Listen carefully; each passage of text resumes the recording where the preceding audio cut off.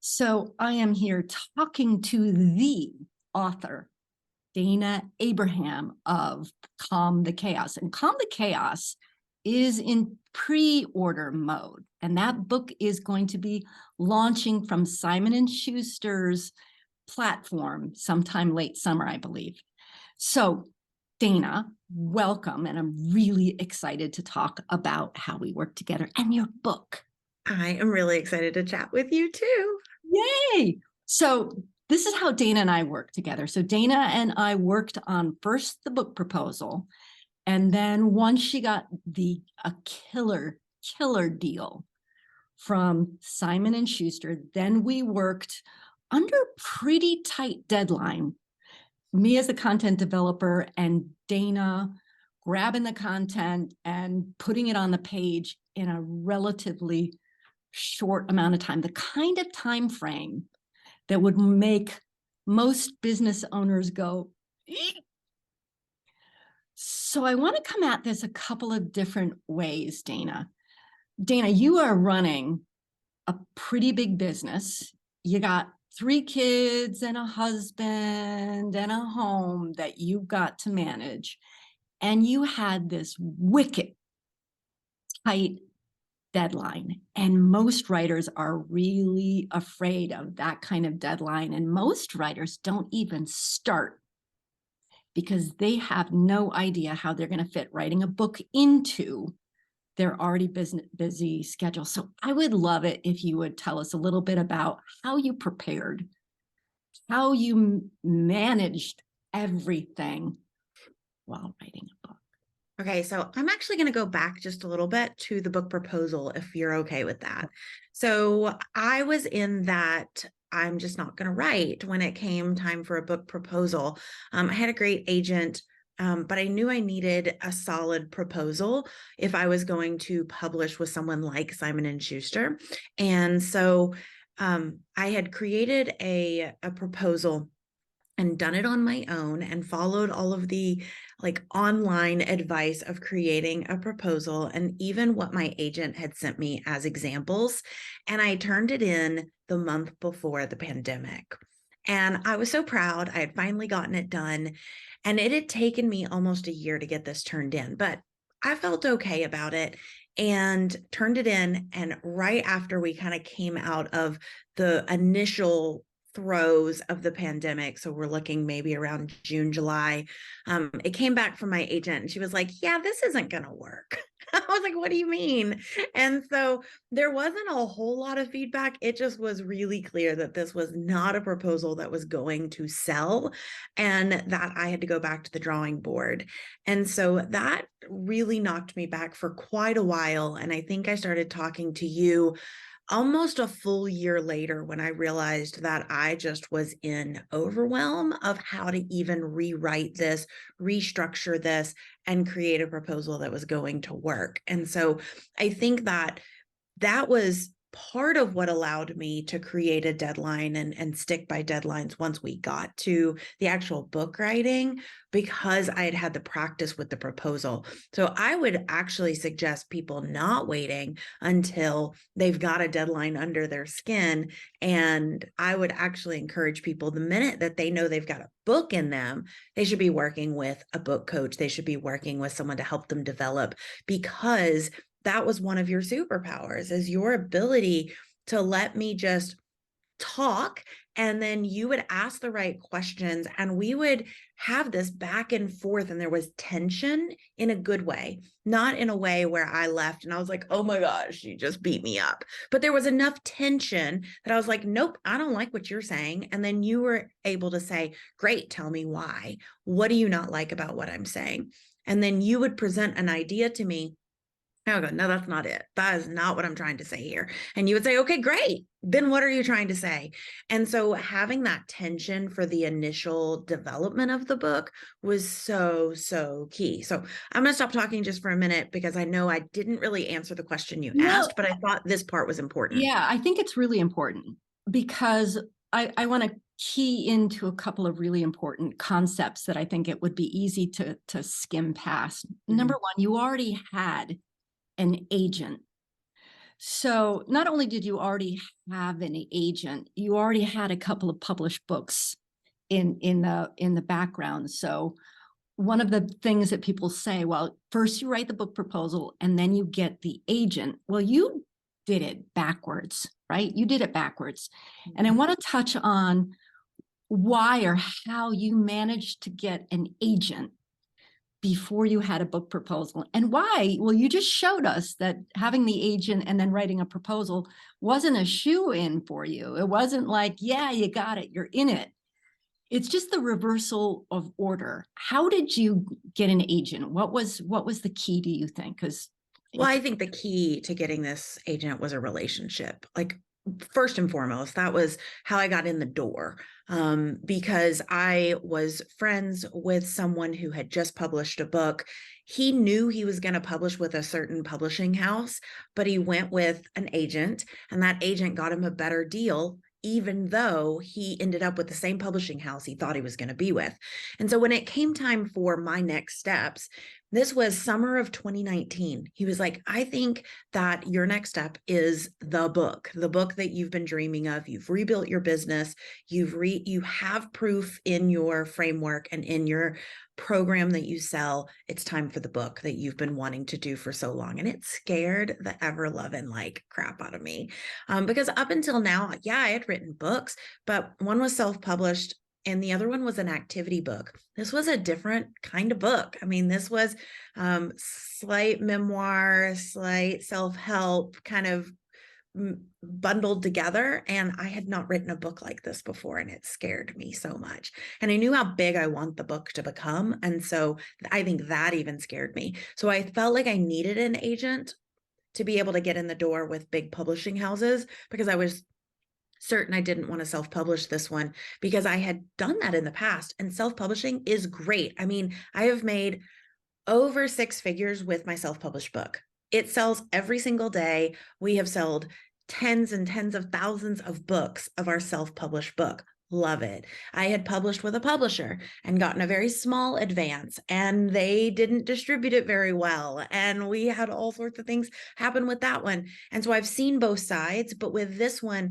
I really wanted to go big or go home. Like, I'm shooting for a category king. I'm shooting for something that is going to really just be a long-standing book. And so for me, I knew I wanted that angle. And so I did have a connection, but I still had to talk to the agent. I remember talking to the agent and him asking me all these questions. And he's like, I talk to about 100 people a month and I choose one. And I think you've got what it's going to take. The only thing I'm concerned about, and you know this one, it's my Achilles heel, is you don't have a medical degree behind your name. I don't believe that you could write the book you're about to write with a medical degree, but you don't have it, and that could be a problem in getting a book deal. Outside of that, I think this is going to be a shoo-in. I'd be happy to take you on. But that was summer of 2019, and we are sitting here. This book's not going to be released until fall of 2023, 4 years later. So it definitely didn't speed up the process. Yeah, but I want to talk about your bravery. I really do, because it's a thing. Because the number of people who would put all that, you put a year into that first proposal, and you had the relationship with an agent, and then they kicked the thing back and said, sorry, this isn't going to cut it. So typical, at least for a lot of people I know, that would stop them in their tracks, especially having heard, you know, you're great, but you don't have the PsyD, you don't have the MD, you don't have the alphabet soup behind your name. So, you know, it's going to be a challenge. You had essentially 2 strikes and you didn't quit. So I want to really key in on that. The other challenge, having looked at your original proposal, and I think it's a really important thing to tease out, is what was wrong with that proposal was really about scope, and it was really about choosing a particular audience. And it was really about minimizing the Achilles heel. It's like, how do you put yourself out there as the expert without the alphabet soup how do you choose one part of your audience? Because you serve probably 2 or more target markets as far as a book is concerned. And then how do you, who has an awful lot of content, you have a course, you've been teaching this for a long time, you have content coming out of the yin yang. So how do you narrow that down and have a simple pathway for one target market? That was the issue. But I want to say you did not give up. And I want to talk about, I'm going to go back to that original question. You're coming off the back of rejection. You put the time in already. You're busy.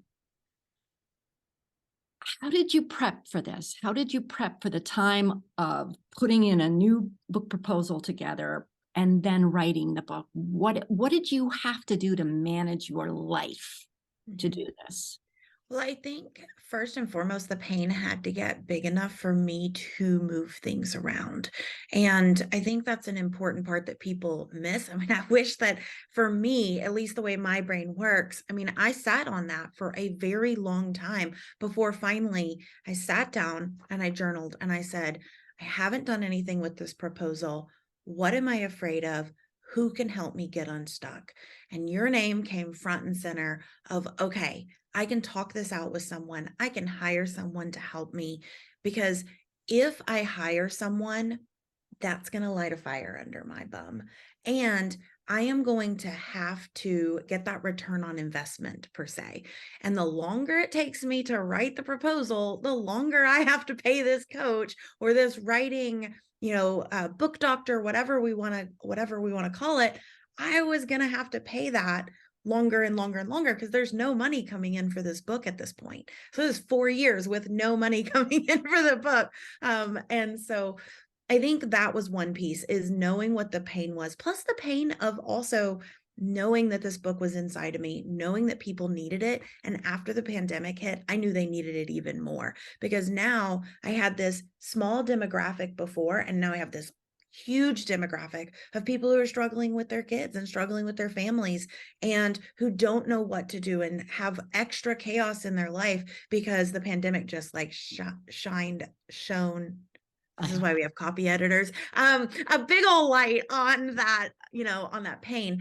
And so one of the things that I do something called an ideal day, and I have to do this for the way that my brain works, is I'll look at my week and my day, and I will actually say, okay, what are my immovable parts? So if I have to pick up my kids from school, or I have a certain meeting that I have to do, or I have a therapy I have to take my kids to, those are my immovable parts. And so I place those down on my calendar, and then I say, okay, what chunks do I have?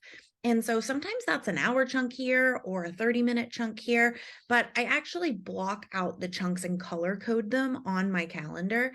And then I just set the intention and I say, okay, I'm going to meet with Anne once a week. And then I am going to set an intention or a goal for the next week, a very, very small one. So by next week, I will have done my target market research, or by next week, I will have the intro written, and so we started kind of diving in and setting those very specific goals for each week. And then I would just say, okay, I know I've got 4 hours this week, and I'm actually doing it this week because going through copy edits. And so I have my calendar here with my immovable parts, and I actually see that there are some holes in here. And so I'm placing in, where am I going to work on the different chapters, and which chapter am I going to get done by which day? And so I'm just breaking it down into small, very achievable chunks. And that's pretty much what I'm doing. I want that calendar book, by the way. I can send you one. It's ours.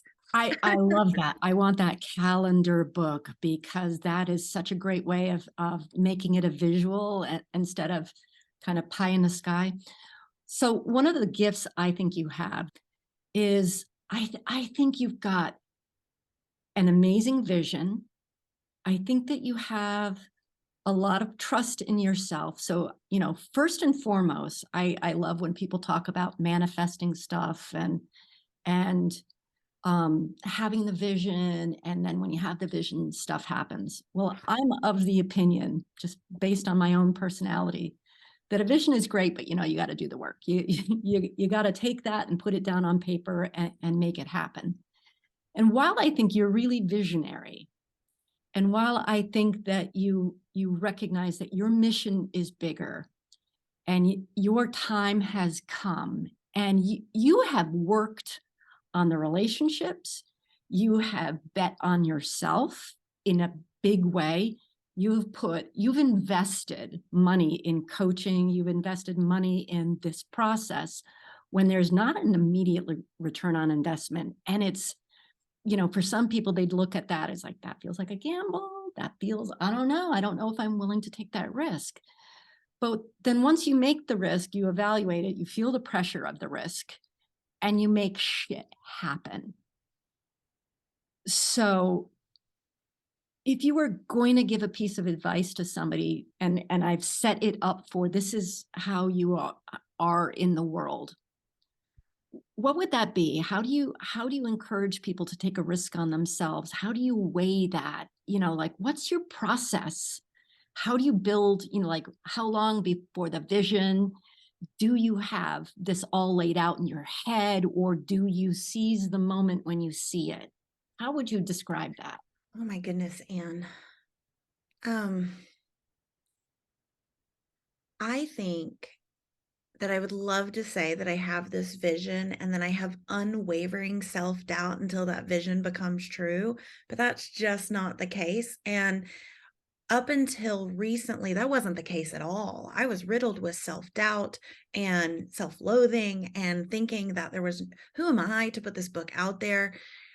And I think the thing that really has always helped me is a couple of things. One is this advice that I got a long time ago, to set your vision on where you want to go. Get crystal clear on that. Like, think of it like an old school camera where you are really dialing in the focus and getting so crystal clear on what it looks like. And then set it there and come all the way back to where you currently are.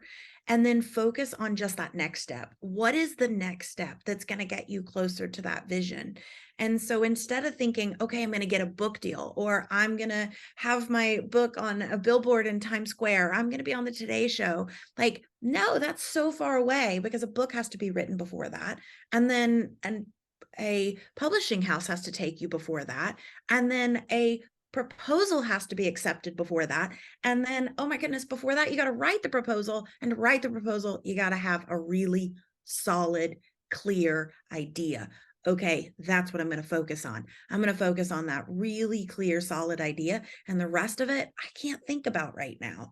So I like to tell myself, that is not a today's problem. Like, right now, focusing on what is today's obstacle and what do I need? What resources do I need? Who do I need to help me get over that obstacle and through that hump that I am currently struggling with.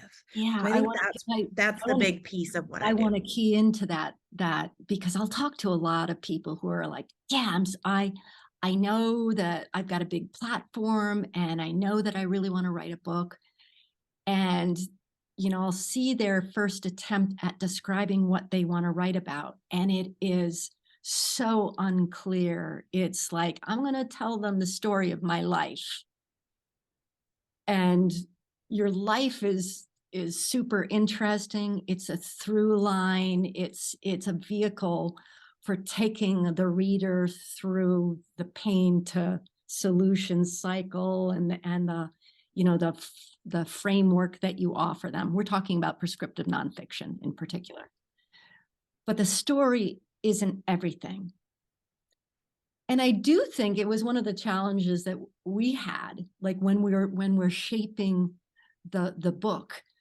There's so much about your personal life and your experience with parenting of out-of-the-box kids, of having, chaos in your own family, that there's so much useful stuff there. But don't you think that was a challenge to pare that down? Oh, 100%. And I think one of the biggest challenges was that key idea. And I felt like I was never going to find it. That it's the thesis. The thesis. Yes. I remember thinking about what is the thesis? What is the thesis? And it took so long to come down to what is the thesis. And the thesis is never your story. That's not it. Your story is going to back it up, and stories of other people and case studies, that's going to back up this thesis. But you have to create this one argument that you're going out into the world with, and you're saying, this is what I believe. And it has to be so simple that people can take it and grab it and run with it and share it with others. And for me, I do think that the story was so hard. There are days now that I go, oh my gosh, I didn't tell that story. Oh my gosh, I didn't tell that story. Because what it whittled down to is one story of like being dropped into the moment for each of the main chapters. So that's 6 stories. That's it. Of just, whoop, here's a moment of time across a span, and it left out so much. It left out a ton. I mean, I've got a whole nother book of just the educational trauma that my son has gone through. It's not in there, right? There's only little pieces here and there. And I thought, oh my gosh, he's graduating high school and this boy has been through so much in school. Each of those like moments that he's had to overcome would be a chapter, would be the start of a chapter. So I think allowing yourself to let go of some of your story, knowing that if you're a writer, they have to own that identity. And I think I didn't own that for a long time, that I was a writer. And until my editor sent me, you were so nice and let me use Google Docs for a very long time. But my editor was like, you are a writer and writers write in Word. So from now on, you will use Word. And I fought it. I was really frustrated because I know Google Docs. And it was at that moment that I was like, okay, writers use Word. So I will use Word. But it's that same type of thing. Like, if you're a writer, you're going to be writing way more than just this one book. It doesn't all have to fit into this one tiny piece. That's it. I heard someone describe it the other day as you're going on a trip and you can pack one suitcase. And if you can only pack one suitcase, what are you putting in that suitcase for this trip? So if you're going to the beach, are you packing your winter clothes and your winter boots and your ski goggles? No, you're not. You're leaving those at home for another trip.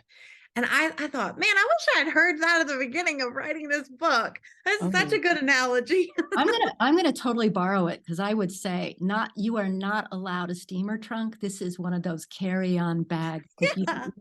You do not want to have to stop at the carousel and wait for your bags to come off. That's I love that analogy. So I'm a big fan of polarizing ideas. Not everything has to be polarizing, but you're swimming in the waters of a very polarized arena. What was your biggest fear? How did it, so what's your big polarizing idea? And how did you get the cojones to put it down on the page? Tell me about that process. I think one of the biggest polarizing ideas that has come out of this book is this idea that you can parent without traditional rules and firm boundaries. And people don't like that. I mean, they get mad. I get hate mail on a regular from people telling me I am what's wrong with this world, because kids need rules and they need authority and they need someone to tell them what to do. And I think, an underpinning of that idea is that I believe that as humans, all children, because that's what they are, is they're just small humans, deserve to be heard and seen and valued for who they are and not fit into this mold. And so the way that I got the cojones one was working with you, working with a coach and having someone who's going to push me. And, I feel like every time I got to a new chapter, I was like, okay, I know what I want to say, but I don't know how to say it. But the difference between where the book is now and in that very first proposal is I drew a line in the sand. And I was like, boop, here's my flag. This is what I'm standing by. This is what I believe. And I think I'm still a little shaky and a little nervous because I believe that I am a bridge between people who are highly aware of their children's needs. They're highly in tune. They accept their kids for who they are and their different neurodiversities. And then we've got people who want to be the best parent they can be, and they want their kids to have the best life possible, but they don't know how. Like, they're trying to parent the way their parents parented them. And if I came to them and I'm like, your kid has superpowers, they would be like, no, they don't. Right. And I had to learn that because you would be like, they're not ready for that yet. They're not ready for that yet. And I was like, no, but I want them to hear my thoughts. Nope, they're not ready for that yet. And so I think as I'm moving into, like, after the book's been written, the only fear that I still have left, I still truly believe all the things that I've put in there. And I know that they work. I think that's another thing that has given me like the gumption to keep going is I have proof, like just gobs and gobs of proof in my own life, and proof of the opposite not working and in my own life and with people around me. And then we have so many people who have gone through our programs. And I actually use that as my inspiration. I went to Mix Tiles, which is like this company where you can print off images, little square images, and stick them to the wall. And I printed in batches of 16 case studies, just families of people that had used our methods and had, believed in this line in the sand, and it had worked, and it had made a massive transformation in their life and a change in their family. And I just posted those all over my wall. So anytime I felt nervous, anytime I wasn't sure, anytime I got scared, I just looked at them and I was like, nope, that mom no longer hides in a closet. That son is no longer getting sent off to military academy. That girl no longer thinks that something's wrong with her because she's been ignored because her brother had so many struggles, right? Like, I'm able to look at that and know why we do what we do. And like I said, the one thing that I'm still nervous about is that because I'm a bridge between people who are unaware and people who are aware, I do worry that I'm going to ostracize, or I don't know if that's the right word, the people that are aware. And so they're going to read through this book and they're going to think that I'm saying that something is maybe wrong with their kid, or that they're, I'm not just calling it neurodiversity, and I'm not calling it these different things. I'm speaking to the people who are coming into the book, and many of the people coming into the book still call their kids defiant and rude and bratty and little shits, right? I don't know if I'm allowed to curse, but they still see their kids that way. And I have to talk to them in a way that they can hear me without isolating them. That's the part that everybody is worried about. Anybody who puts their thoughts and feelings and experiences down on paper, not everybody is going to understand you. Not every, like, if somebody is almost gunning to misunderstand you, they will find reason to misunderstand you. And, I think even the people who could most benefit from your words, there may be something that is going to cause them to reject you and your ideas and set the book down. Or worse, they're the ones who are coming out and making comments in public, be it on social media or on Amazon reviews or, Goodreads or whatever. And it's, every time you look at other writers, you'll see them struggling with this, particularly in cancel culture. And for some people, having such negative reviews, it's not just nastiness that comes with having a book that's out in the world that not everyone's going to agree with. I mean, I'm, 15 years older than you, and you had to support your ideas to me because that's not the way I think. And yet you did an excellent job supporting why you feel the way you do, what evidence you have that goes to support these concepts and these practices. So you support it, I'm all for it. But that notion that you are going to be misunderstood is really hard to digest because you are. There's going to be a certain percentage that will misunderstand you. And I think it takes guts. I think it takes guts to put it out there and know that it's coming. But how has it changed you when looking at other writers who have a different opinion, who have a different approach? How has it changed you when regarding their work? I think one of the biggest things that has changed in me is separating the person from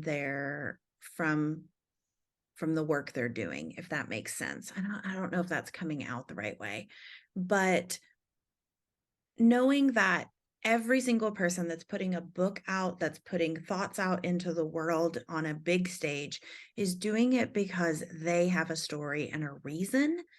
And I mean, that's one of the tenets, right? Is that I believe that every behavior is a communication in some sorts. Everyone is doing what they're doing for some reason. And if we can understand what that reason is, then we can have more empathy and compassion for them. So, one of the things that I've kind of taken from this is, how can I advocate without isolating the other person? And so, we have a mutual friend that we have vehemently different views on many things. And I am now friends with her, and I respect her, and I understand her. That does not mean that I'm going to maybe share her with my audience or any of those and share her voice with others, because I have to stick with my brand, and I have to stick with what my tenets are and what my beliefs are. But I still love her as a human. And we had a conversation just recently, and I was sharing this book. I was like, oh, I'm really loving this book. It's so awesome. Have you read it? And she's like, no, I can't get on board with XYZ's like belief. And I was like, cool. That's where you and I are just fundamentally different. No problem. And like, that was the end of that. But I didn't take it to mean anything about me, and I didn't take it to mean anything about her. We're different people, and we have different views. And I think that that's something that the more we can do that as a society, say, okay, great, that's awesome. Those are your views.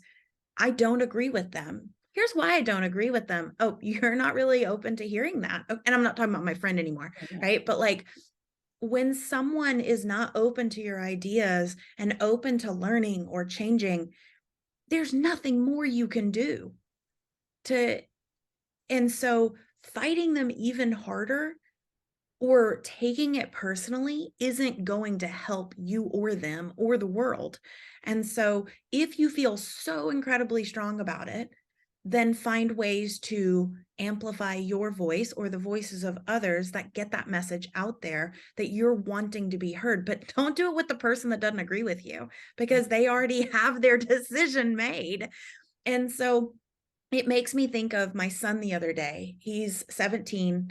He's the one that, has inspired so much of this work. And he was talking about how he really wanted to go into the Army. And at first he wanted to blame me because I have him on medications, is what he said, right? And the Army won't take you if you have medications, Mom. Now, my son is autistic and has ADHD, sensory processing disorder, you name it. He's got kind of the myriad of diagnoses. And I don't know if you guys know this, but, the Army's not really accepting a child or an adult at this point, right? That is autistic, that is on medications, any of that. And so I said, look, if you're really bothered by this, it's not really going to work to like fight the Army. But what you can do is you can create a platform where you can share your voice and you can start advocating for change in the system. But fighting with them, fighting with me over it isn't really going to solve the problem. And so I think that that's just like a little example of how authors can also do that, is not fighting with the people who are leaving the responses, but instead, how can you make your voice louder in another way? I love that. And I always say, if you don't like my book, write your own. You don't like my opinions, share your own out there, but don't pound me, because we form our opinions, we back into it honestly. They don't just come out of nowhere. So your ability to tell stories and share stories to support your ideas is really what makes for good reading. So you and I can talk for hours and hours and hours about this, because this is so exciting, and I love the process, and I love the collaboration, and I love getting really clear on ideas, and I love, even better, finishing up the book and shipping it to the publishing house and being in the process. So if you were to tell people just a little bit about your book and where they can find it and and who might benefit from this book, what would you say? So the book is 𝗏𝗀𝗧 𝗏𝗂𝗧, a fail-proof roadmap for parenting even the most challenging kids. And you can find it at 𝗏𝗀𝗧𝗏𝗂𝗧𝗏𝗂𝗧book.com. We've got it listed with all of the places that you can find it. I just found out that it's also pre-orderable on Audible, which is really cool. I'm excited to speak the book out. And this book is really, it's for, I would say, any parent, but specifically parents who have tried a myriad of different parenting strategies, but yet you still feel disconnected, or you feel unable to help one or more of your children. So this means maybe they're struggling in school, maybe they're struggling to follow your instructions at home, maybe they're even using some aggression, some hitting, some biting, some of those sorts of things, and you're starting to worry whether or not this is headed down a path that feels dangerous and scary. That's what this book is for. It's a book to help you navigate parenting even in the most challenging situations. And the book is broken down into 5 stages of a roadmap. And it's broken down into very actionable step-by-step pieces that you can do. And you can just pick up the book if you've got 5 minutes or 10 minutes, and then keep moving forward on your own pacing. And so it really is meant to meet you exactly where you're at and give you hope, so that you know, A, you're not failing as a parent, and B, your kid's not broken. You just need, maybe going from a different angle. And also, I think that it's a combo of 2 things. I think it takes your hard-won knowledge as a parent and your experiences and your past, and what you know about your child already, and then it adds in best practices of neuroscience and relationships and communications, and it marries the 2 so that you don't have to do this alone anymore. And you can also not have to feel like everything that you've tried is broken. So I love did I that. do it? So I guess the call to action is definitely go and check out 𝗏𝗀𝗧 𝗏𝗂𝗧. Go, you can pre-order it right now. And this is a book that is set to really alter society, to change the way people parent. And I'm just super excited to have been a part of it with you, because you did the work. So thank you. Well, I could not have done it without you. And yeah, 𝗏𝗀𝗧𝗏𝗂𝗧book.com is where you can pre-order that book. But I definitely, I will sing it from the rooftops. I could not have gotten this book written. I couldn't have gotten the deal that I got. I couldn't have written the proposal that I wrote without your help. So thank you so much.